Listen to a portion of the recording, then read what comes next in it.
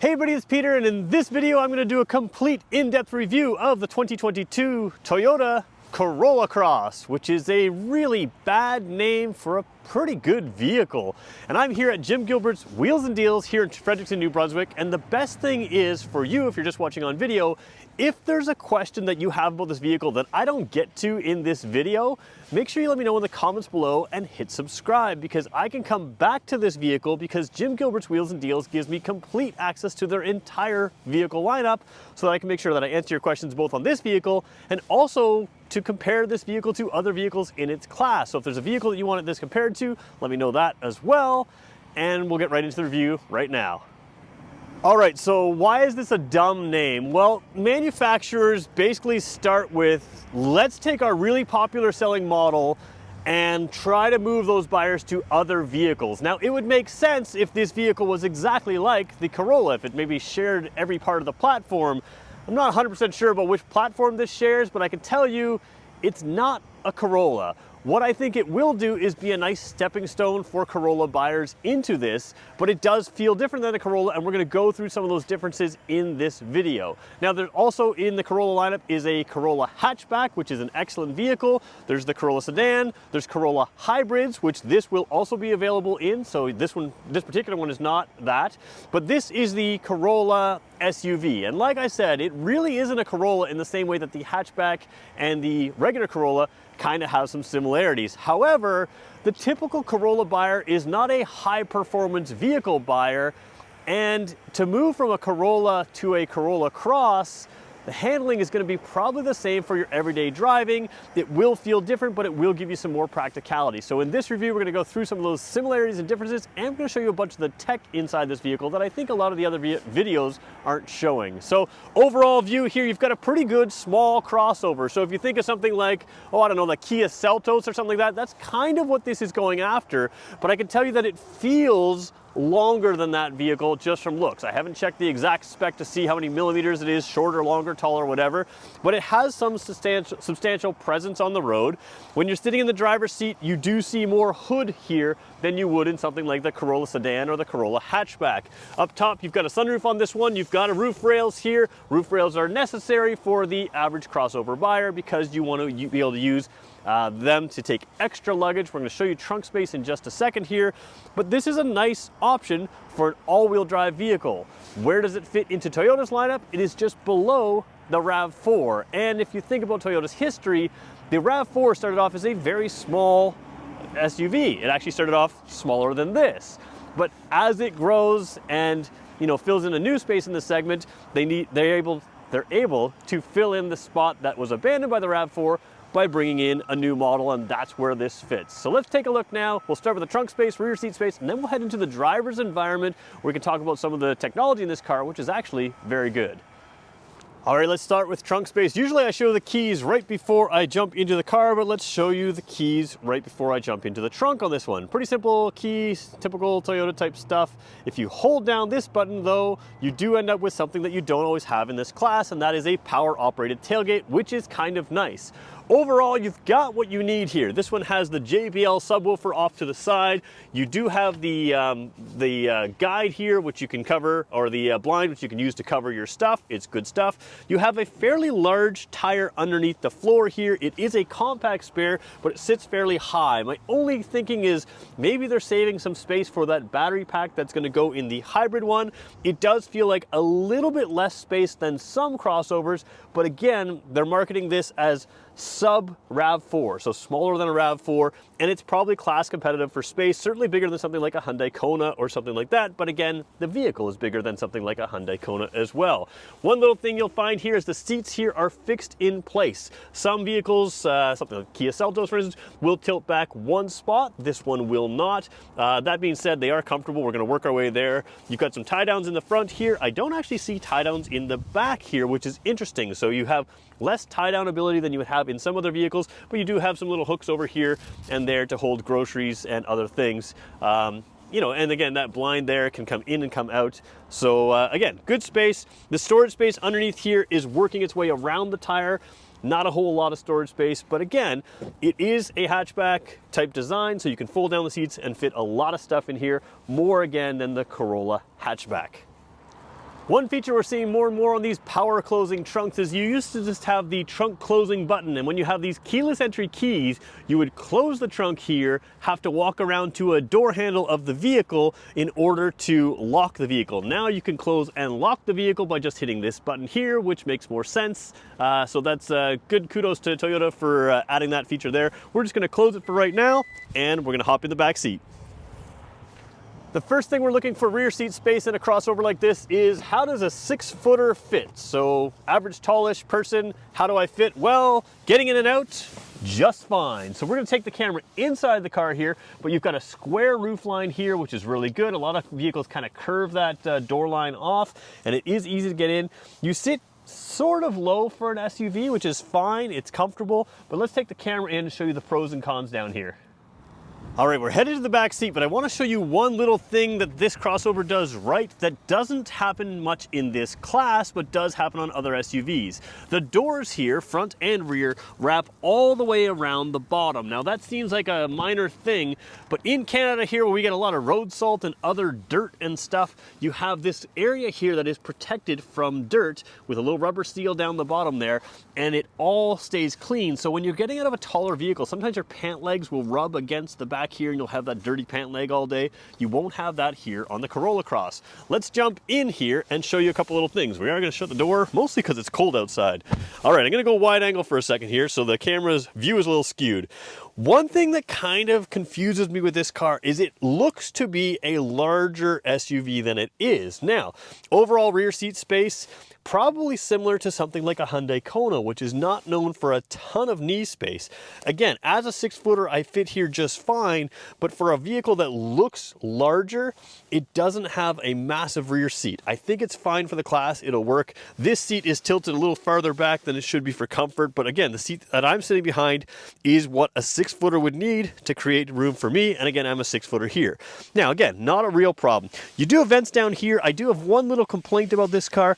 It has USB ports down here, but they're almost impossible to see because they're kind of buried in. So although I can hold the camera right down here on the bench seat, I'm almost on that seat and see them, I would have to put my eyes down to the bench seat to really see those. So to plug a USB port in there is just a little tough. And this is one thing Toyota does. Every car they have a port or a button in a weird spot. And it's just kind of their thing. It's almost like their signature design thing. You know, there's things that could have been done a little better. Why they couldn't be up here or somewhere else. Some vehicles put them in the seats. It's just one thing I'd like to see them change. Again, we've got the pocket on the passenger side, but none on the driver's side. I'm not sure why we still don't put them on both sides. You've got a cup holder in the door there, so that's more of a bottle holder. Sometimes they put them lower, but you've got the speaker down lower in there. And then you also have in the armrest, the cup holders right there. Let's flip the camera around and show you what it looks like for me sitting in here. All right, so as a 6-footer sitting here with a winter coat on to make me extra bulky, I've got all kinds of headroom. Now it does curl down in front of me here, and that's because this vehicle has a sunroof, so that sunroof has to come back inside the roof. But the lineup, everything here is perfectly comfortable. So very comfortable rear seat. It does not recline. I would kind of like the ability to recline just because some vehicles in the class do that, but not all do. So again, I'm fine with it. Back seat space is middle of the pack really for the class. But we're heading to the front seat where it's actually very good and very near the top of the class. Let's go check that out right now. All right, open up the driver's door. First thing you're gonna notice on this nicely equipped trim line is power seats with power lumbar support and typical Toyota seats. So these are not overly sporty, which means they're not overly bolstered. On a vehicle like this, I think that's fine. It's easy to get in and out of. You're not gonna be cornering at crazy speeds in this, so totally fine with that. All right, let's go inside here. We're gonna go to that wide angle camera one more time just to kind of get a little bit more view, and we may have to move the vehicle to see some of the screens in this car, but let's just start with a few basics. All right, headlights are over here, typical stuff. Now you also have a headlight button down over here, which is just in front of my driver's knee. Again, always one weird button in the car. There's actually two weird buttons in this car. This just seems like an odd location. You do have a windshield wiper de-icer down there as well. You know, it can be there, it can be other places, but it is what it is. We are going to move this car in a second to show you the screens just because I want to have a little bit less glare on there if we can, but we'll show you some of the steering wheel controls here. You've got you can speak to this car. Now, apparently this car has a feature where you can say, "Hey Toyota," and it will activate. I have not been able to figure that out yet, but you can have the typical touch the button and control things, not just controlling things like your phone, which we'll talk about in a second, but you can also control the cars. You can choose your radio stations, choose all kinds of things in there by voice if you wanted to, although most people don't use that to change the radio station. Safety control, safety situation, top of class here. When you get a top of the line Toyota, you get all that safety stuff, but there's nothing in this class that this vehicle doesn't have for safety wise, so it's excellent when you come to Toyota and their safety. They tend to put most of their safety equipment even on their lower trim cars. All right, we're going to show you the screen here. We'll turn it on in a second here. 8-inch screen over there, nice display screen, color display screen in the dash as well. Let's turn the car on for a second. We'll show you the climate control, dual zone automatic climate control. Again, something like the Kia Seltos, something like the at least up until now. I know they're redesigning that, but it has not had a dual zone climate control. This one does. So again, stepping up there with the dual zone climate control. One thing I like about Toyota is they have their heated seat button as a permanent placed button. So a lot of these buttons where you push them in, when the car turns off, your heated seats don't stay on. What's interesting about this is the seat can stay in place, and you can see that it's in place. The seat here stays on when you turn off the car. I also had the heated steering wheel on, and even though this is a button that can kind of be reset, actually maybe it's not, it does push in. So again, heated steering wheel can also stay on when you turn the car off, which is a nice feature. Now, I am going to turn this down from 25 degrees because it's going to get a little warm. You can see that dual zone. We can set different for driver and passenger, and that works just fine. All right, coming over to the, what was I going to show you here on the steering wheel? Yes, as we go wide angle one more time, one thing that we had with the Mitsubishi Eclipse Cross, another vehicle cross in this class, is the heated steering wheel was heated from this seam down to here. It did not seem to be heated down along the bottom, and then it was heated along the side. The Toyota feels similar. Now, this has been sitting in the sun, so it warms up, but I'm pretty sure that the heated steering wheel is just the side and maybe not the top, which, as for me, when I sometimes drive with one hand, I get it, you're not supposed to, but I sometimes drive with one hand up here. It's a little interesting that that may not be heated. Again, it does feel warmer now, it's been sitting in the sun, but these feel hot over here. So really good, two hands on the wheel, hot steering wheel, which is what you want. And heated steering wheels are really important because you've got touch screens in this car that you're going to want to touch. Now, we are parked in the sun. This screen has much less glare in person, but it's very difficult to film a screen in a vehicle like this. So we're going to try to find a little bit more shady spot to give you a little bit clearer view of what's going on here, and because the screens in this car are actually very, very good. All right, we're wide angle, let's zoom in again. Let's start with the center display screen. Pretty typical stuff here. Your entire speedometer is actually a display screen in this vehicle, and there's a lot of things you can cycle through the middle section. You can have sort of your audio source. You can see at the bottom there, if we just zoom in one more time, the very bottom of the screen, when you start pressing these buttons there, it tells you all the menus. So there's a settings menu, if there's any messages there. You've got eco information, 8.3 liters per 100 kilometers, what this has been getting. For the other driver, never pay attention to dealership mileage numbers, because like right now I have this vehicle idling a lot, so dealership vehicles idle a lot. Their mileage is usually much higher than what you're going to get, or higher number, worse mileage than what you're going to get. All that safety information there, and music information. So again, a good selection of stuff you can throw through on this screen and get what you need. Easy to read, well done, good job Toyota. Moving over here, Toyota has had a mixed bag, in my opinion, of screens. This one is better, their software is getting better. You've got a nice clear backup camera. When I turn the wheel here, you can see that you've got the guidelines there, so good points there. You also can change the view here to a little different view. It's hard to sort of see, it's a little wider angle versus a more narrow angle there. You can see, let's just show you again, on the side here you can't see the red vehicle, whereas right now you can see the red vehicle. So just a little different view, so you have a pretty good camera. I like that. You also have parking beepers front and rear, which is quite nice. We talked about the climate control, we talked about that kind of stuff. Let's move into some of the, let's put it out of reverse for a second. Move into some of the display things here. Now, there are a lot of things I like here. Let's just go to the setup over here, where was I? Over here, I apologize. Menu, there we go. I was looking for setup, but there's a menu. Menu and setup.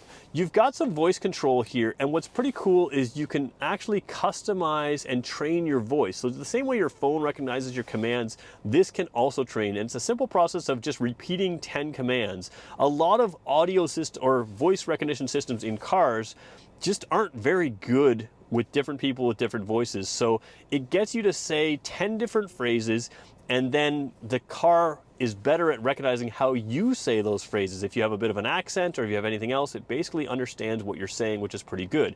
Now, speaking of voice recognition and other things, you have Android Auto and Apple CarPlay in here. Let's see if we can go to, we'll skip out of that. We'll go down to projection, vehicle, apps. Well, we can customize some things. Apps down here. Yeah, we haven't got it right there. So we have to go to projection settings, which we'll just show you in general. You do have Android Auto and Apple CarPlay in this car, which is good. Toyota was a little late to the game with Android Auto, I believe, but they had CarPlay, or the other way around. They've got both now, and they are wireless. Now, anytime you have wireless Android Auto and wireless Apple CarPlay, you should put in a wireless charging pad, and you have that here as well. So really good marks, wireless charging pad, easy to reach. What's interesting about this one is it has an on-off button right over here, if you can see it. Right there. So you can see right now it's on, it's ready to go. If I drop my phone there, it would charge and it would change the light color. So full marks for that. They do a good job there. But being able to turn it on and off is interesting because you can kind of use this with other things as a storage area without having to have it on, which is kind of nice. Now, again, just awkwardly placed button, kind of hard to hit there as well, because when you look at it on a wide angle, it's kind of buried in there, and that's just what Toyota does. Most of the key components are very good, just some weird button placement for other things. Automatic transmission here, you do have a manual shift option, so you put it in drive, kick it this way, up a gear, down a gear if you want to. And then you also have, sort of in this top end version, you have electronic parking brake with the auto hold feature, which is sort of standard for the class, but this is a sort of a step up as well because this is a top trim level. So very good stuff. I do want to point out a couple little interesting things here as well. This stereo system in this car is very good. It's a JBL audio system, and you can see even the tweeters. I don't know if you can kind of see, but they're kind of aimed towards the driver, which is a really nice thing. It gives those high-end noises should be aimed towards you, whereas the low end, like the bass, it can be in the trunk, it doesn't matter. So they do spend some time and energy thinking about that. You've got your blind spot detection there, you've got the heated mirrors, sort of wing mirrors there that are set out, and very Subaru-like. They give you an extra window here, so you've got good visibility looking out. Again, compared to a Corolla, you're gonna see more hood here. You have a bit more of a square hood. It does not feel like a Toyota when you're sitting, or a Corolla when you're sitting in here, although the drive is probably very similarly tuned to a Corolla. Flipping the camera around, no complaints about the driver's environment here. You've got a tilt telescopic steering wheel. You've got good headroom. I can move the seat up or down. It's a little high right now, but I can move it up or down. I'm about 6 feet tall, but tons of room between myself and the sunroof, which is good here. Toyota, again, love their buttons. They have 2 controls. A lot of cars do 1 control for the buttons. This is tilts and slides. That one tilts or slides the sunroof. This one on the other side here tilts the sunroof, which is just an interesting way to do it. A lot of companies use 1 button. Again, lots of buttons. Sometimes we complain about buttons disappearing in cars. Toyota doesn't have that problem. They've still got a lot of buttons there. But yeah, overall driver's environment, visibility is good. You sit a little higher than in a Corolla, which a lot of people like. And I think if you're used to driving a Corolla, again, the handling is probably similar to a Corolla. Obviously, it is a taller vehicle, so at the limit, handling will be different, but most people aren't driving their Corollas at the limits, unless you have the Toyota GR, which is a whole different car. But yeah, this one is something that will probably feel relatively familiar to the Corolla buyer, but it is a step up. So I have an issue with the Corolla Cross name simply because I think it's more of a marketing term. Hey, Corolla buyers, look what you could get next. That's what they're calling out to you. More so than, hey, Corolla buyers, this is your car in a wagon form that's a little taller. It's not really that to me. But let's finish up this video and talk about who this car is for. So a lot of people searching for a relatively small crossover are looking for a crossover that doesn't cross over a specific price point. And I think that's where this vehicle appeals more than ever. Priced under the RAV4, size just below the RAV4. I think for a lot of small crossover buyers, the ability to have this in all-wheel drive with enough space for 5 passengers, enough trunk space, sort of good enough in every way. But the real standout here is decent technology, which Toyota hasn't always been known for with their screen usage. This one is easier to use. It's also got a ton of safety, and the Corolla Cross name fits in the way that it drives. It's not designed to be something that's crazy sporty or anything else, but I think it fits what people in this class are looking for. So Should you consider this over other vehicles in the class? Yeah, absolutely. It's a very good, smaller crossover. The only thing that throws me is it looks longer visually, which I think may appeal to some people, but does not provide you with that longer feel inside. Again, this is a plenty big enough vehicle for what it is.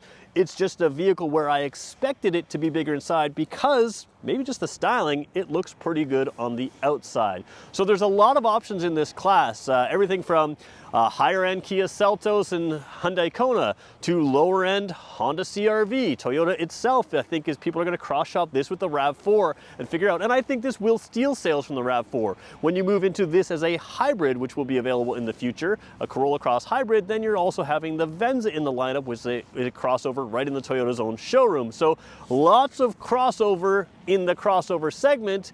This is going to be a great vehicle for people who just want a comfortable, reliable, good technology, great safety that you don't have to think about, fairly simple to operate vehicle with a lot of really nice features. It's a vehicle I quite like. It's a vehicle that I think makes a ton of sense. It's not a vehicle for enthusiasts or anybody else who's going to drive aggressively, but again, I think Toyota knows who their market is. So very good effort here by Toyota. And again, if you want to see this vehicle more, let me know in the comments below. If you have questions that I didn't answer, let me know in the comments below, and hit that subscribe button because we'll come back to these videos where we're going to look at other vehicles in the class. Mitsubishi, we just did the Mitsubishi Eclipse Cross as our previous video that we did on cars, and that's really a competitor to this class. It's got a heads-up display. This one doesn't have that. Pros and cons to each thing in its class. If you want to see this vehicle in person, make sure you swing by Canada's huggable car dealer, Jim Gilbert's Wheels and Deals. They are absolutely laser focused on caring for their customers.